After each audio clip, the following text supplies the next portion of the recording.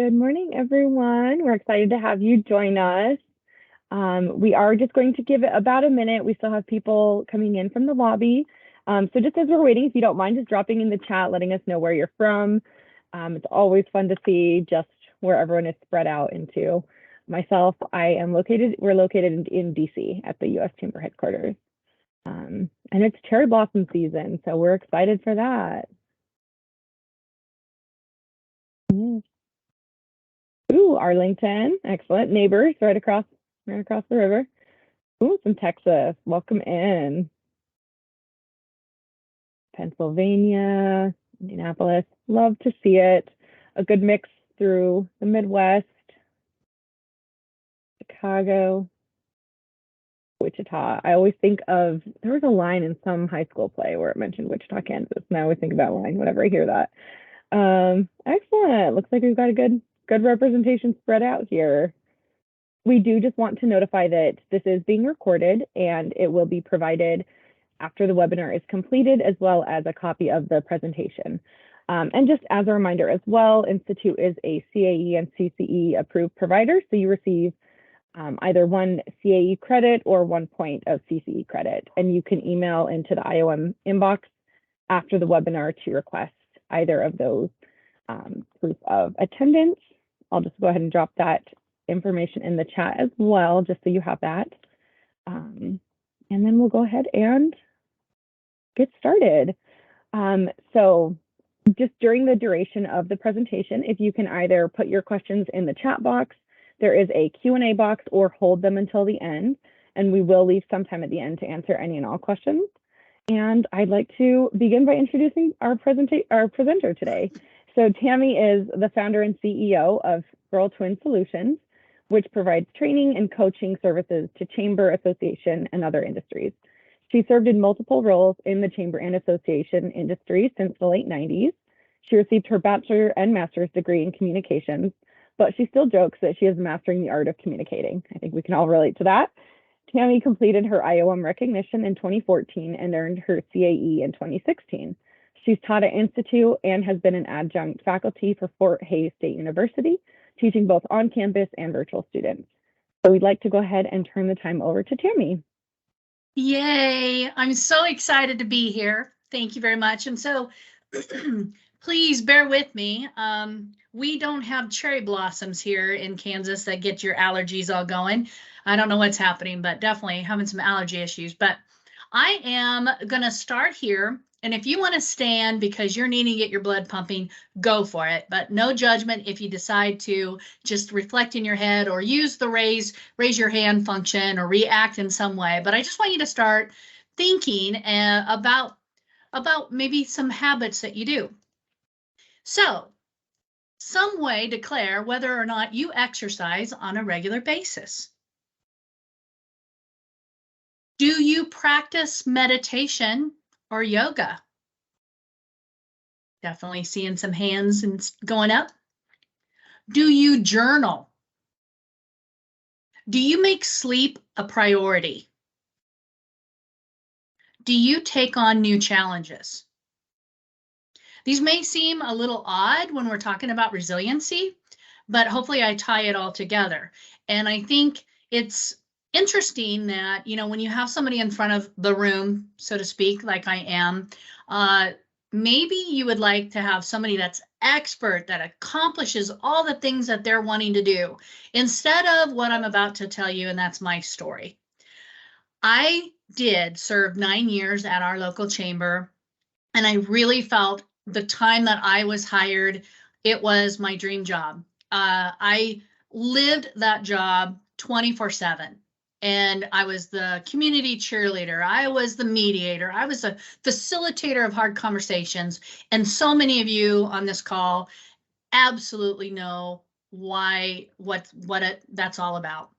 And so I loved it. But what I realized, well, let me step back. I started seeing such a need for me to do important work in my job that I would try to dedicate more time to doing the tasks I needed to do. And at that point,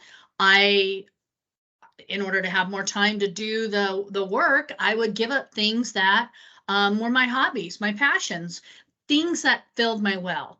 I gave up singing. I gave up singing in our church choir. I gave up journaling. I used to blog regularly. And so I gave up a lot of the things that were helping me actually keep my uh, keep my sanity, so to speak. And I found myself after 9 years, I was really burned out. And that journey made me curious. And I started doing more research.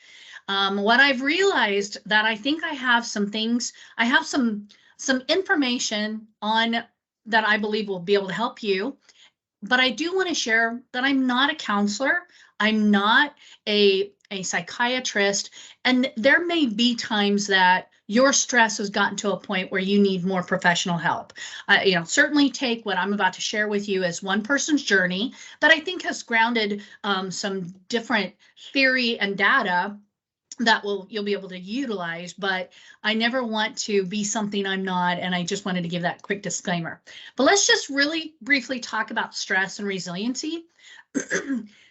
What's fascinating about stress is what one person may find stressful, another person is okay with it.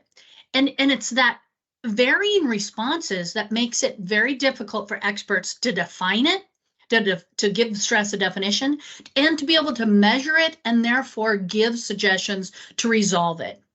And so part of what we've learned is stress is something you never can eliminate totally, but you can manage it. And so becoming with a more resilient mindset is the way to do that. Many of you on this call are in leadership positions, but I believe all of us at any time, any place, anywhere have the ability to be taking leadership action. And so certainly if you are the person in a position of authority, you have different stressors than perhaps the other people in your team. But certainly, again, stress is a variable that's different for all different people. I think that what we're going to talk about today is really it's going to be applicable to anybody regardless of your position. But when you are that leader, I think to always keep in mind that who's going to do your work if you indeed aren't there to do it. And so it's important to have great self-care. And we're going to talk more about that.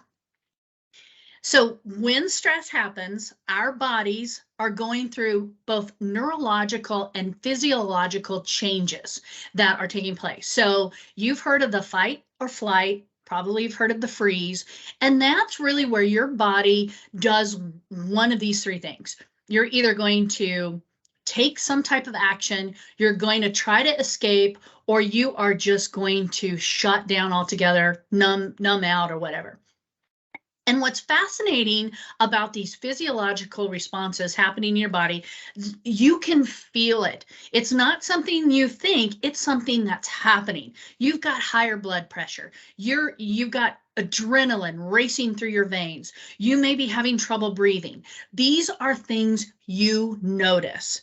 And so the fascinating part about stress, and when you think about fight, flight, or freeze, it doesn't matter if the stress is a bear in front of you and is about to kill you, or if it's your taxes are looming and they're due tomorrow and you haven't even started. Your body cannot determine the difference between these stressors.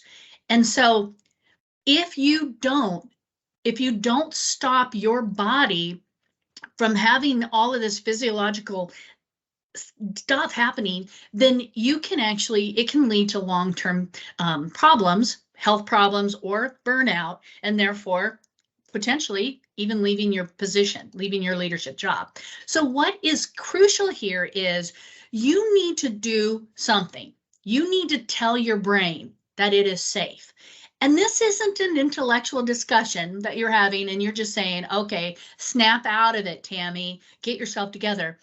You need to do something physically, and something that is changing, shifting those physiological behaviors that are taking place in your body. So let's go through some of what that looks like. Completing the cycle can be a number of things, but first of all, if your doctor's ever told you to go exercise, there's a reason. Dang it. Physical activity is the quickest way to combat all of that's happening in your body because of stress. And so exercise is the number one way of treating it quickly, of stopping all of those responses happening in your body. I know some of the people on this call, there may be some runners. I think I might have seen a runner on the call getting ready for some type of marathon in Oklahoma City. Well, that's not me. So I kind of like looking at some of these other options.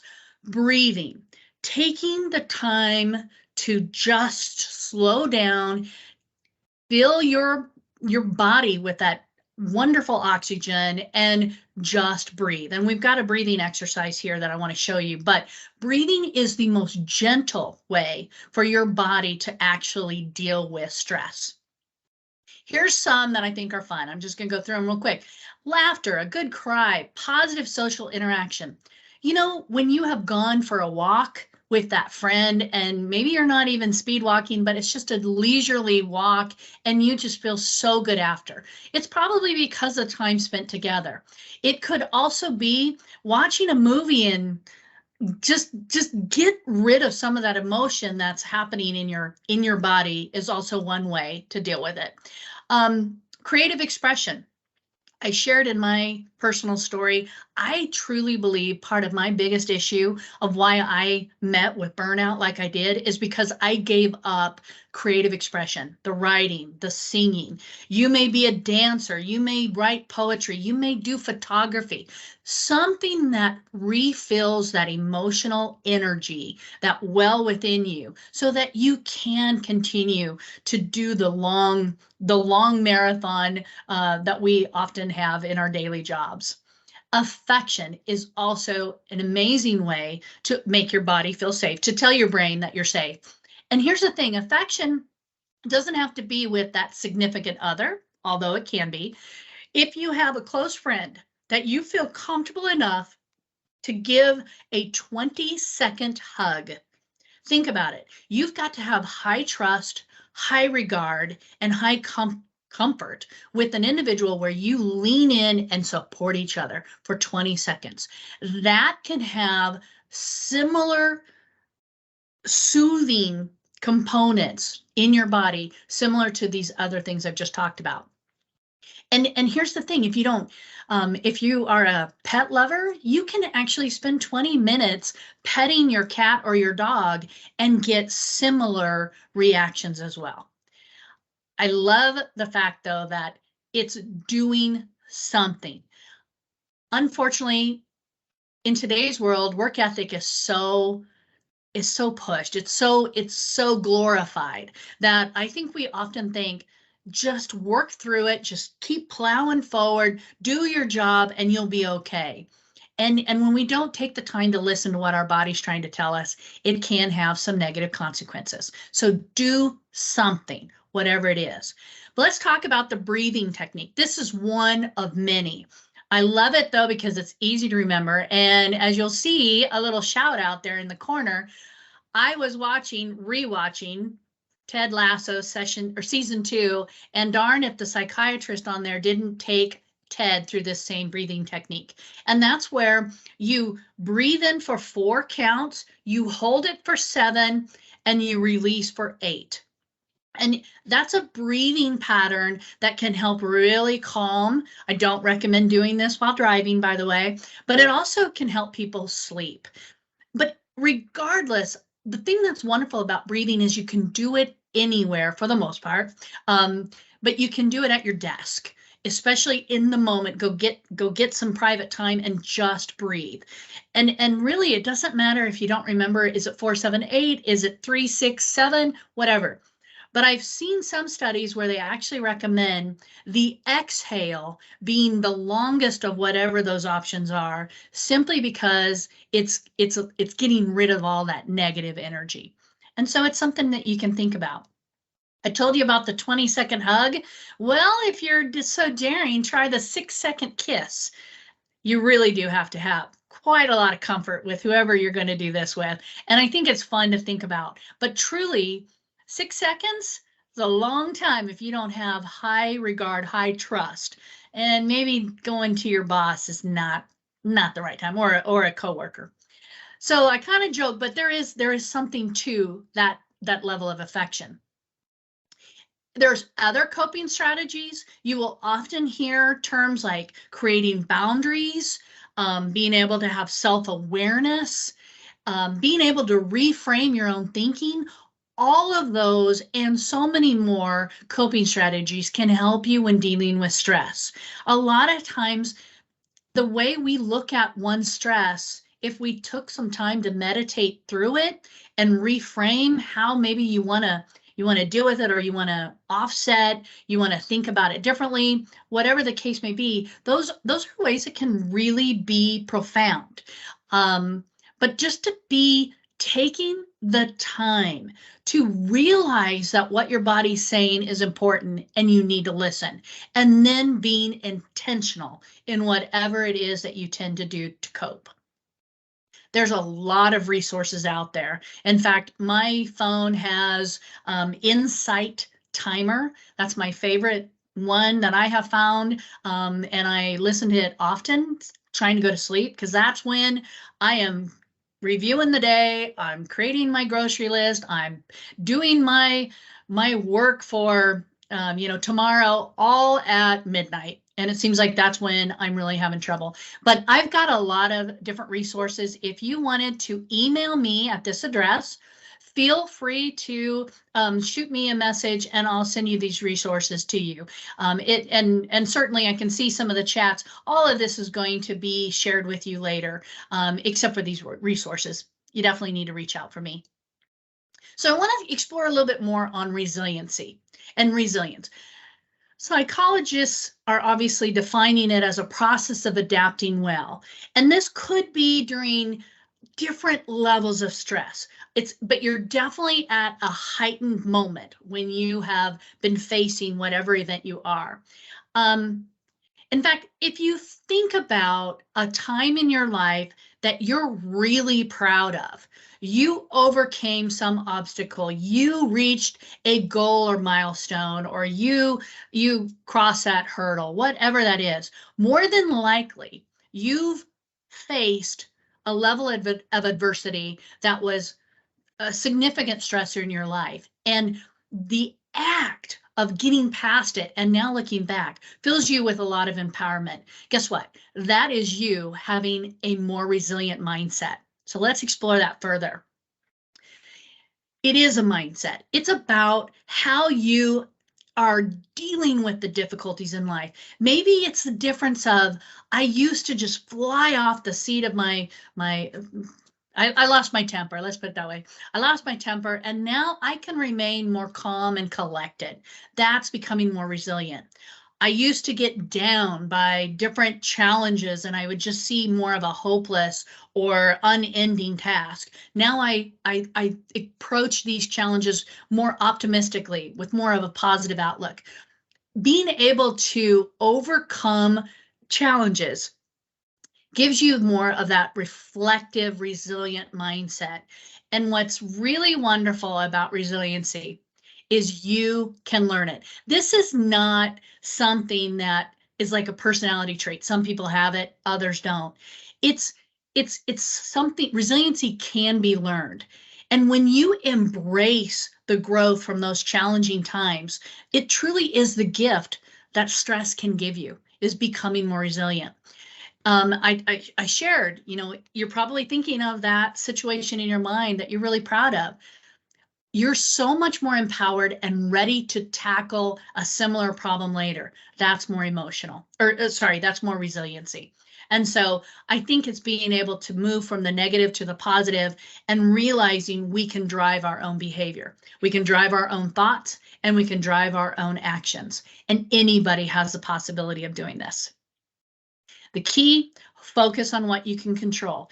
There's people out there that will never change their behavior, that are hardwired in ways that are are tough and they're frustrating. I get it. But, we can learn how to deal with it internally. We can see ways to grow from it. And when you focus on what you can control, that's the key. So building resiliency, there are 4 components to building resiliency, and we'll break that down. And of course, I've tried to put sources here just so that you too can continue your own journey of learning. But connection, wellness, healthy thinking, and meaning. Connection is when you focus on those people that truly are about your growth, seeing you at your potential. They validate who you are. You have high regard, but also high trust. Those connections doesn't always have to be with somebody that is a significant other. It could be, but we can find healthy, deep connection with people in civic groups, places where you volunteer, perhaps by your faith or religious community. There's a lot of opportunity out there for deep connection, and so many times we wait for people to connect with us. Again, this is about you taking control, focusing on what you can do, and being intentional in the moment. Wellness. Now that I'm a coach, as Cece told you, I do provide coaching services, and probably the number one thing that I am helping other people see and prioritize is that need to put yourself first. To understand that self-care is an important regime just as much as being able to read up on the latest technology or trends in your industry. And so self-care can be exercise. It can also just be taking a massage or prioritizing family time. Again, we're never going to eliminate stress. So if you do buy into the theory, put your oxygen mask on first before you start helping others, that's truly, it's the one way that you're going to be able to go long-term in serving in your leadership position. It's also going to help establish a culture within, especially if you are that person in authority for your organization, being able to show a great role model and putting self-care first is going to go very far. Healthy thinking is really changing those thoughts that drive our emotions, that drive our behavior, and to change it at a fundamental early level so that we now can see things more positively with more hope. And changing your perspective is something that takes time. It takes work, but it may take meditation. It may take a sense of curiosity to unpack, why am I thinking in this way? And you just start there. You have a conversation, maybe with yourself or with somebody else. And so, but being able to understand that, again, if you focus on what you can control, you can control your thoughts. No one else is dictating that for you. Meaning. I believe in the Chamber of Commerce industry, which of course, I know not everybody here on this call is part of the chamber, but more than likely we get up every day and go to our job because of the reward that we believe it brings us to in our lives, as well as the reward we can give to others.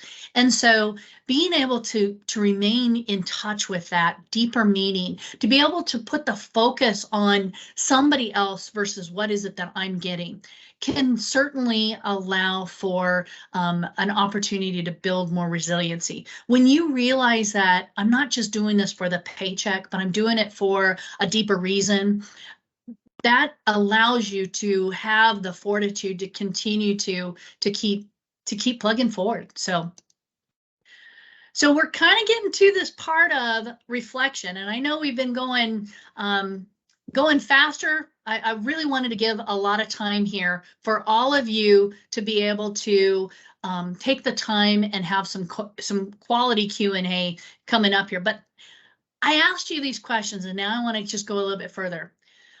If you exercise on a regular basis, kudos. I think you get it. But you don't need to be somebody who gets that runner's high to understand that exercise is really beneficial for more than just your heart health. It's for your entire well-being.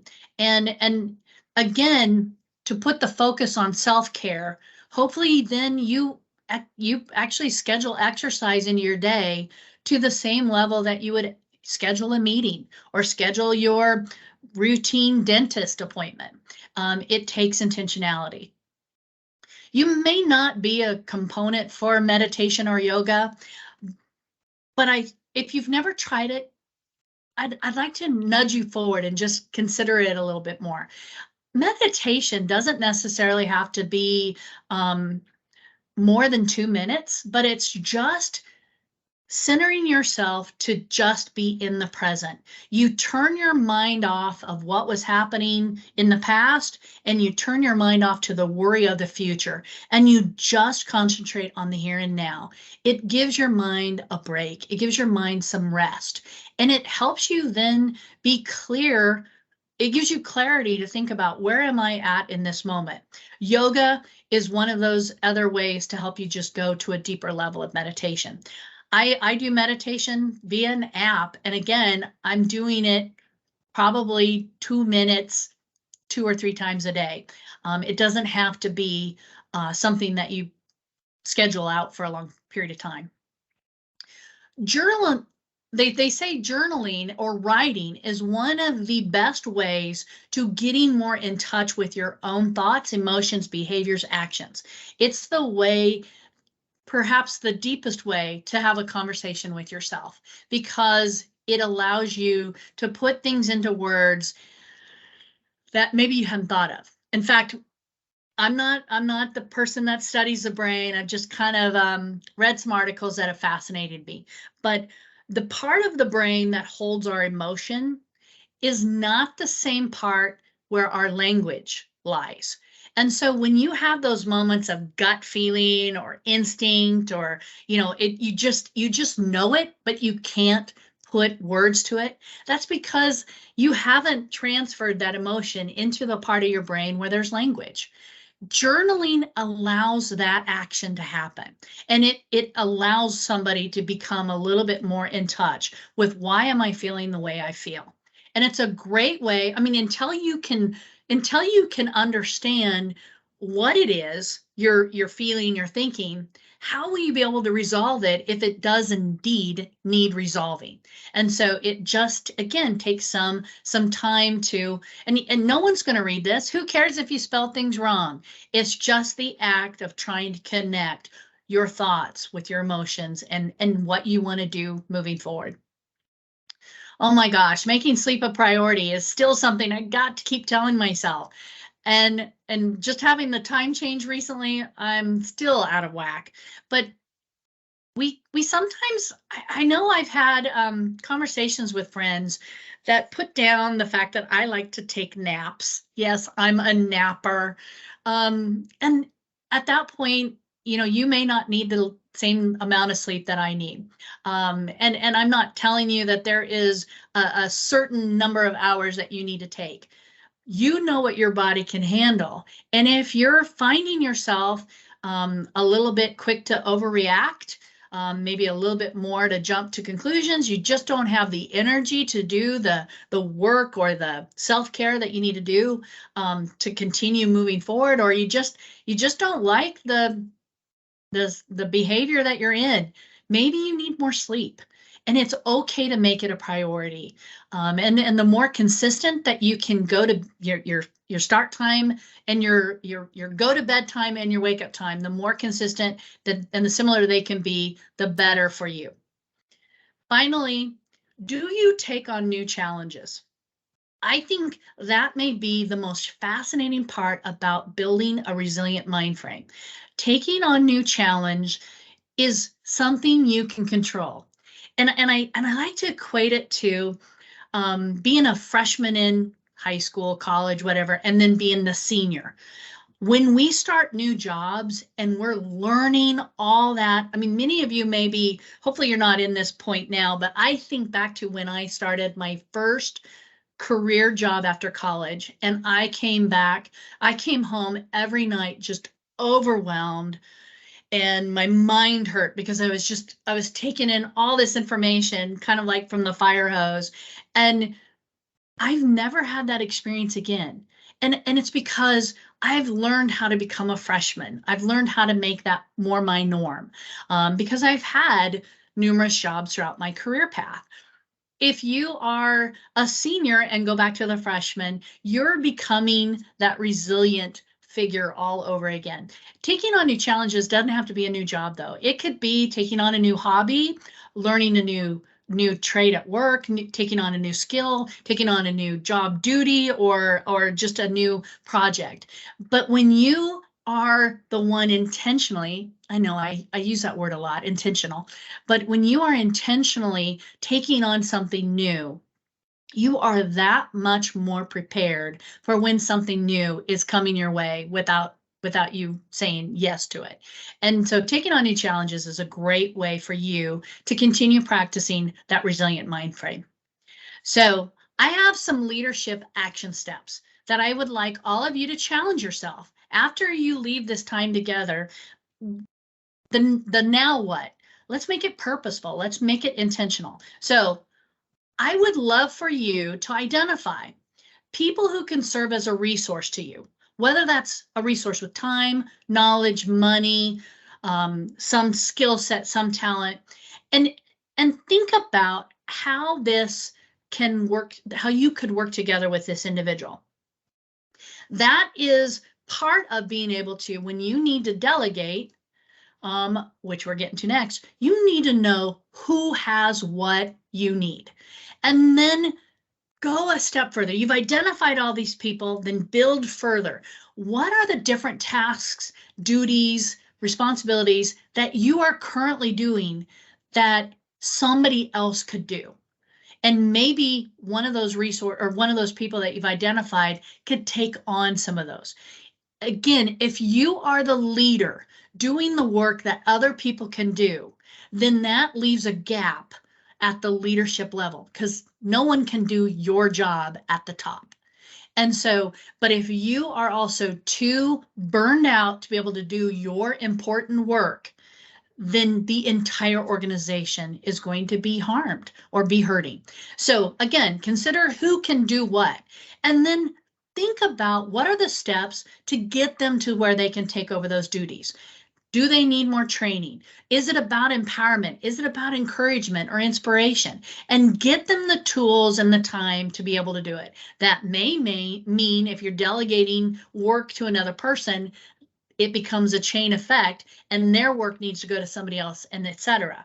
But a lot of times I think you'll look in your organizations and there is a disbalance, an imbalance, let's call it, of work and the workloads. And when somebody is bored and somebody's overwhelmed, that is an imbalance that you can take care of.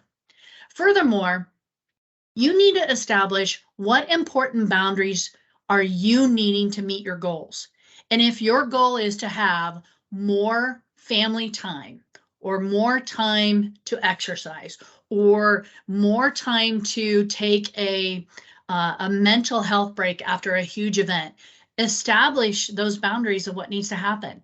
It is okay to go to your board of directors and say, after our annual event, we're going to take the next day off and do it and start a culture to where the rest of your team can also benefit. So I am wrapping up a little bit early, but I'm always on for giving you guys time to interact. And I would love at this time, Cecily, I think you are monitoring the chat. What do people have? I mean, this is a big topic, and I think that there are specific challenges that many of you may have, and we may or may not have touched on it. Perhaps you hopped on this webinar thinking you're going to hear this answer to resolve this need, and you didn't. Let's explore that further. Excellent. Thank you so much, Tammy. And as Tammy mentioned, she did want to give additional time here at the end for a really productive question and answer session. We didn't have anything in the chat, but if you do have any questions, we encourage you to go ahead and put those in the chat. I see one person has your hand up, but I think that might have been from the activity earlier, I believe. So we encourage you to drop your questions in the chat. We'd really like to make this productive use of everyone's time. I think if I can, while people are thinking about that, I'm going to take an assumption here that many of you are working for board of directors.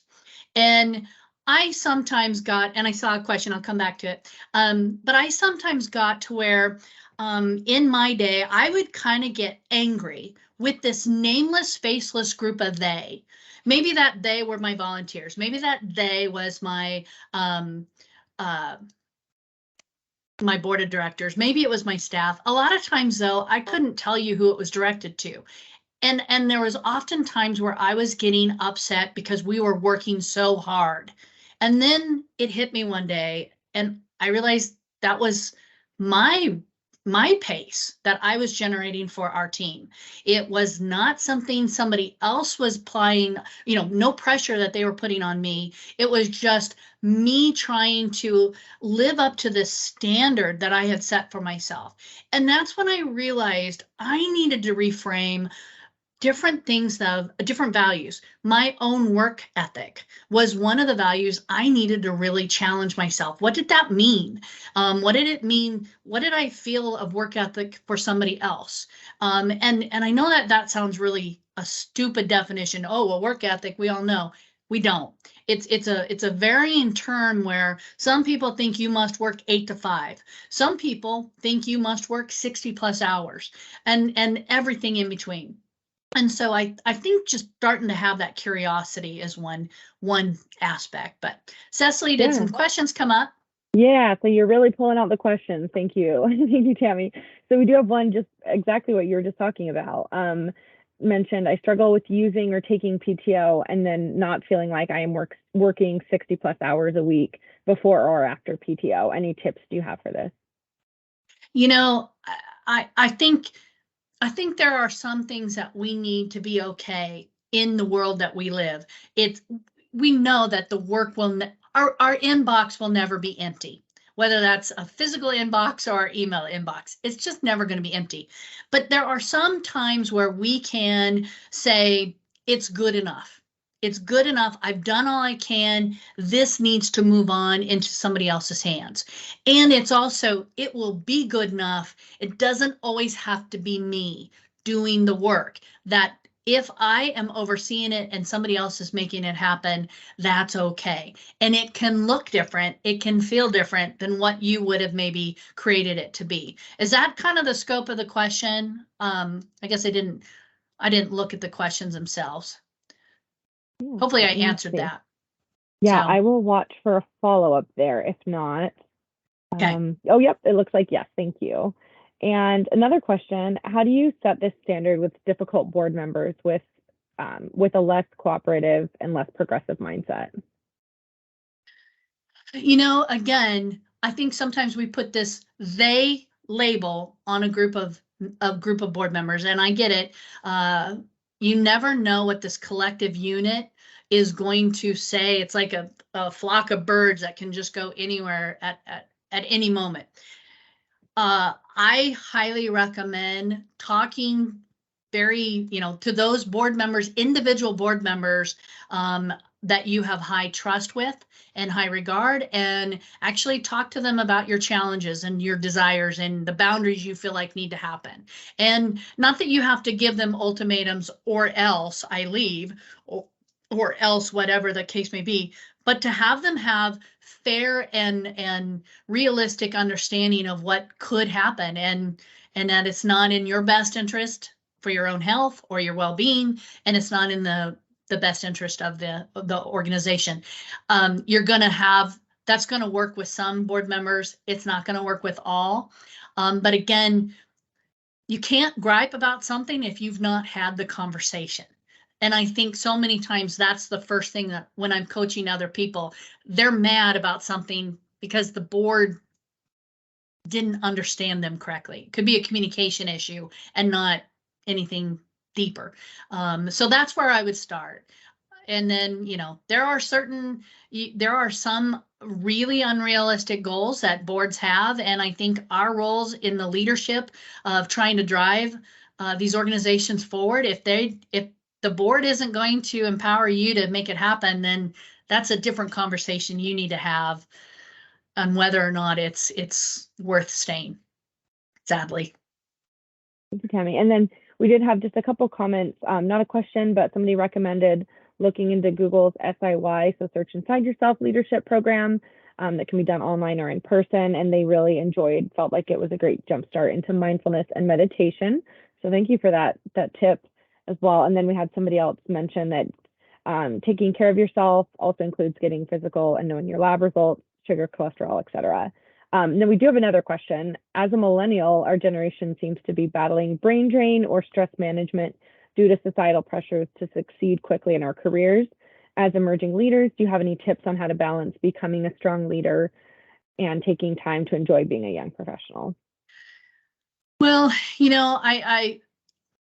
I'm not a millennial. And so I'm going to guess, though, my answer really doesn't have anything to do about generational. It's just about the fatigue that a lot of our volunteers have. And when I say volunteer, I'm meaning from all aspects, from board to ambassadors to the people that attend our events, et cetera. We have a society that puts a high demand on our time. And then if you are in a position of leading a successful chamber, then I think it's just natural for us to think, how do you make something good even better? You add on, and that adds to the fatigue. And so maybe the conversation that this person needs to have with either her team or the millennial, I'm saying her, I'm sorry, I may be wrong on that, but the millennial that asked this question, maybe you need to go back to your team to see, all right, what can we let go? And you hear this often in our industry. What is the sacrificial slaughter? What is the cow that you can sacrifice? What event can you let go? And so, that's, if you're adding on events, usually then you need to be letting go of something else. And we tend to just keep building and building to such a frenzied pace. Well, look about what you can let go. Think about what it is that maybe isn't doing so well, and stop banging your head against the wall to try to make it perform well. Dare I say, business after hours kind of seemed to be my event that I slammed my head against, and it just maybe it's run its course. So I think there is definitely a challenge and a skill set in being able to break what's not broken, so that you can actually make it a little bit more manageable. And that's just taking some care and taking some thought. Hopefully I answered that question. Yeah, I'll watch for a comment. We do have another question. What types of internal leadership development tactics do you have or do you suggest for a 4 to 5 member staff? They've heard of book studies, et cetera. What are your thoughts on that?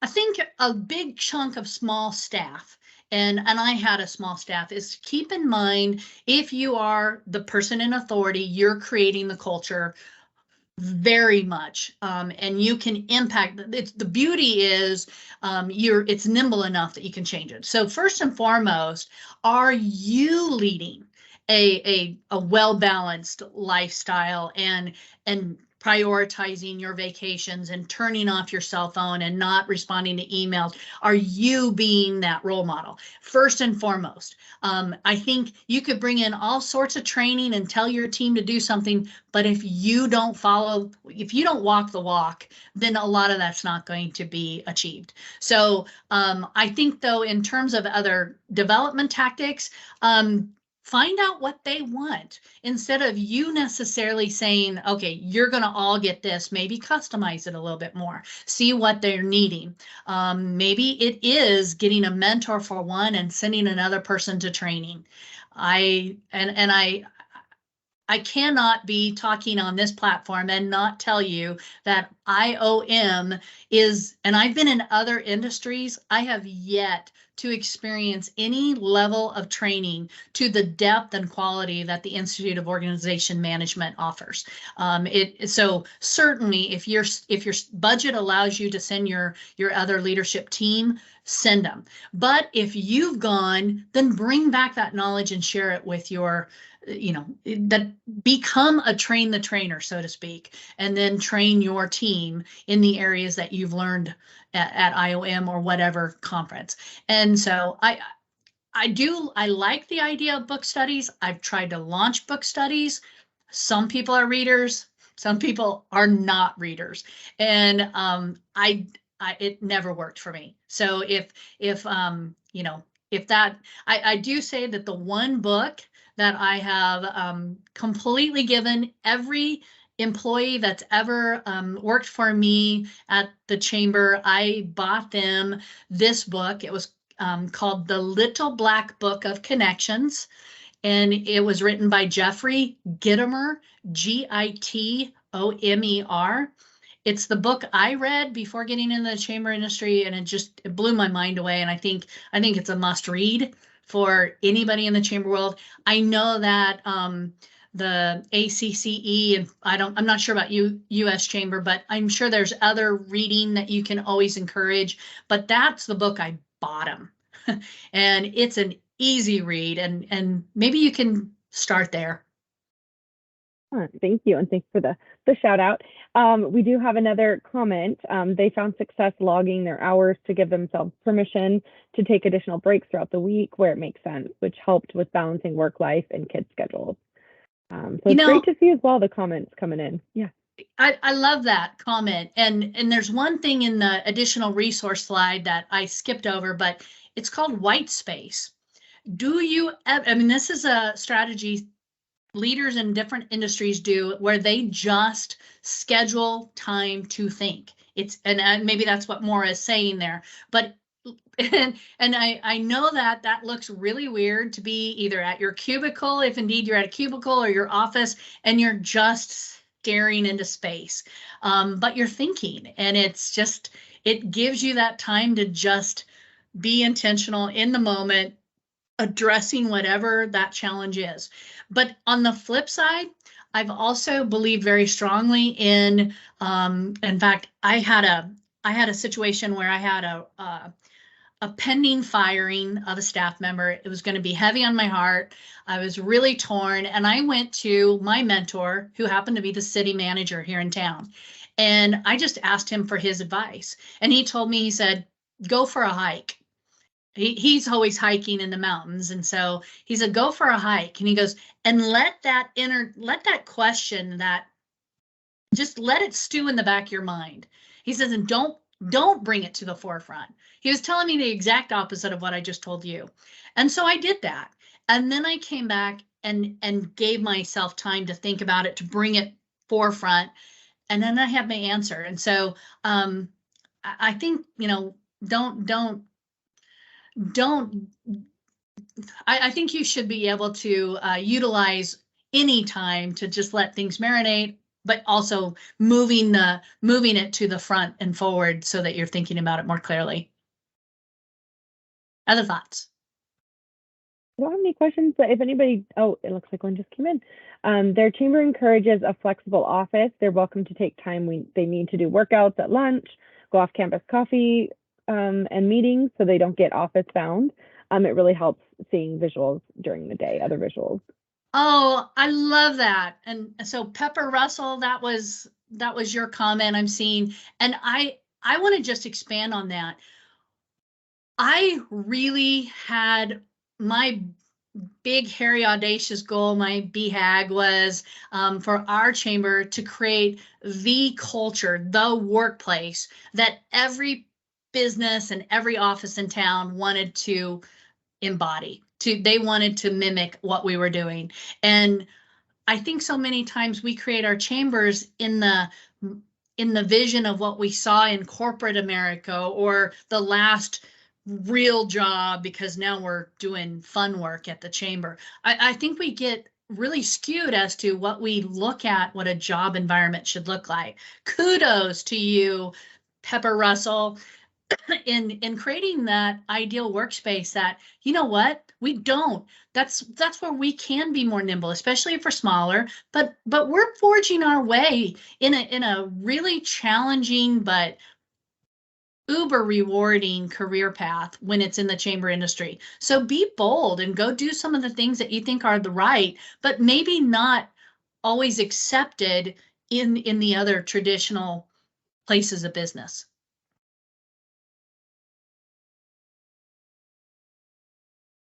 I don't have any comments. If you would also, if you prefer to raise your hand and ask that verbally, if you raise your hand, we'll go ahead and unmute you if that is preferred.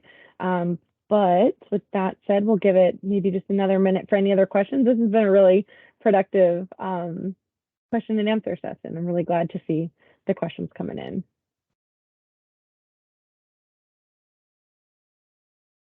And I would just say, if you think of something after, yeah. Sorry. I was just going to add, I'm sad I'm not. I love that I'm in a position that I can help more chambers.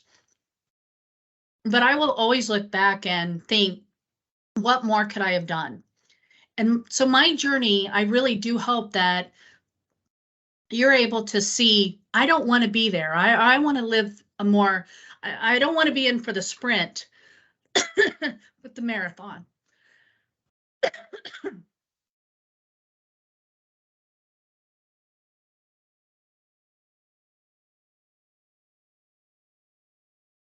Yeah, take your time. You're fine. You're fine. Anyway, any other questions?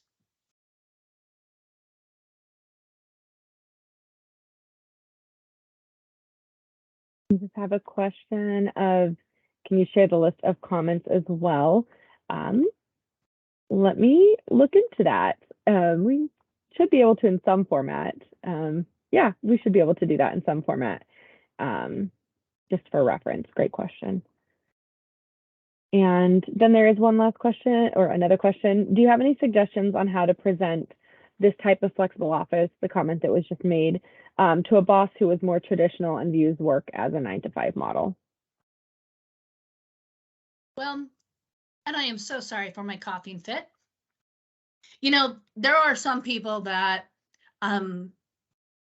if they're in a traditional work environment, they're probably going to have traditional work values and beliefs and the assumptions that come with that. My guess is if you're wanting to try to launch a really innovative, different way, different approach, you're going to need to have some concrete samples. And I'm going to guess the US Chamber is going to be a resource for that. But you're going to have to take those samples and take them to this person. But keep in mind, you have, and I was thinking of a board of director. If you're not the person in authority and you actually have a chamber leader, again, I think then being able to have them, maybe you set up a time and you go actually visit and study what this, you know, if you've heard of a different office. That could be an office in your community, but it could be another chamber. And I think the more that you could give them data is key to those people that are probably, dare I say, more traditional thinking and less of the creative focus. They need the data. Not to say creative people don't need data, but you're just going to have to need a lot more examples. So, you know, and keep in mind, again, if the boss is somebody that is in the chamber hierarchy reporting to a board of directors, he or she may be aware that, you know, there's no point, you know, the board is adamant it's not going to change. Conversations of those flexible offices have really heightened here post-pandemic. So, you know, he or she may be really aware of absolute, you know, zero tolerance at their board level. It's hard to say. But I like the suggestion there. You could stagger, you could try something, you know, do a pilot project, suggest a pilot project that's really outlined, and then have ways to measure it. And then if it achieves the goals and doesn't create any hardships after a certain time, could we go further in that pilot? You know, there may be ways to do certain things. Just because you launch an idea doesn't mean it has to be that way for the end of time. Maybe try something for the summer. You know, a lot of times there's a slow time to every industry. And what I found in the chamber, that slow time does vary depending on your events. But maybe you can try giving your slow time a little bit more slowness. I actually am coaching an individual, and her question to me was, Is it okay that I just don't try to work beyond the normal because this is my slow time and I just really want to take a break? And I was just kind of astounded that she even asked the question. She needed permission from me, I guess. But I was just like, oh my goodness, no, a slow time, you don't have to push yourself so hard throughout the entire year. If it's a slow time and you need to use this time to take a breather, schedule your vacations during that time. Or, if you can do some flexible office time during and try it then, that may be the, know when you're going to have a more successful argument and maybe be able to reach a better conclusion.